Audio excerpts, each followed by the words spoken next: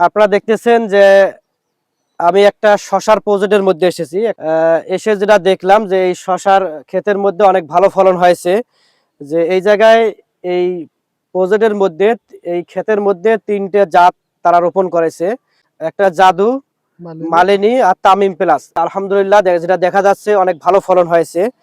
যে এই জায়গায় এই পর্যন্ত কি রকম হারভেস্ট করা হয়েছে? এই যাবৎ ভাই প্রথম আমি হারভেস্ট করেছি। শীতের কারণে বেশি দিন হারভেস্ট করতে পারিনি এইদিকে। এইবার প্রথম হারভেস্ট করেছি, প্রায় ৫ মণ বিক্রি করেছি। ৫ মণে প্রায় ১০,০০০ টাকা, ১১,০০০ টাকা আমি এখান থেকে পেয়েছি। প্রাথমিক ধাপ। জি, প্রাথমিক ধাপে মোটামুটি ভালো আয় হয়েছে। জি ভাই। আশা করা যায় এই প্রজেক্ট থেকে কি রকম আয় হতে পারে? ভাই এখানে আমি প্রজেক্ট থেকে আশা করছি প্রায় লাখ খানেক, আমি লাখের উপরে আমি যেতে পারবো। লাখের এটা উপরে এরকম একটা মানে আনুমানিক ধারণা করছি। করা যাচ্ছে। এরপর আমি এখানে ফির করলা চাষ করব। করল্লা এই জায়গায় কয় শতক জমির মধ্যে এটা চাষ এখানে করেছেন? ২৪ শতাংশ ২৪ শতক জমির মধ্যে। এই পর্যন্ত বা শেষ পর্যন্ত ব্যয় কি রকম হতে পারে আনুমানিক?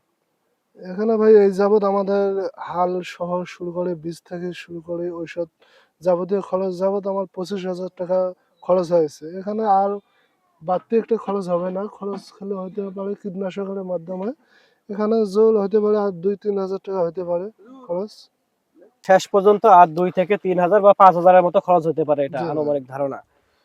যে আশা করা যায় এর থেকে মোটামুটি লাভবান হওয়া যাবে জি ইনশাআল্লাহ। ভাই, আশা করা যায়। জি, এই জাতগুলো দেখতেছেন এবং এই শশার গুলো বাজারের মধ্যে অনেক চাহিদা ভালো এবং বাংলাদেশের বিভিন্ন আড়তে এই শশাগুলো বিভিন্ন জায়গা থেকে চলে যাচ্ছে। এই জায়গায় ৩টে জাতের মধ্যে কোনটা মোটামুটি ভালো দেখা যায়, মোটামুটি ভালো এই হয়েছে? যাবৎ আমাদের জাদু এবং মালিনীর এই দুইটার ফলন ভালো দেখা যাচ্ছে। জাদু এবং মালিনীর ফলন ভালো দেখা যাচ্ছে। তামিম প্লাস এর আগে ফুল আসছে বেশি, কিন্তু ঝরে যাচ্ছে। পরে ভাইয়ের পরামর্শে আমি ক্লোজ কেয়ার স্প্রে করার পর বর্তমান দেখা যাচ্ছে ফুলগুলো সেট আপ হচ্ছে। দেখা যায় ওটাও মোটামুটি ভালো একটা ভালো রেজাল্ট পাওয়া যাবে। রেজাল্ট পাওয়া যাবে। জি, দর্শক আপনারা শুনলেন যে জাদু, মালিনী মালিনী, তামিম তামিম প্লাস এর ফলন মোটামুটি আলহামদুলিল্লাহ অনেক ভালো হয়ে থাকে। আপনারাও এই জাতগুলো আপনারা চাষ করতে পারেন। পবিত্র মাহে রমজান চলছে, মোটামুটি আশা করা যায় এই রমজান মাসে একটা ভালো দাম পাবে।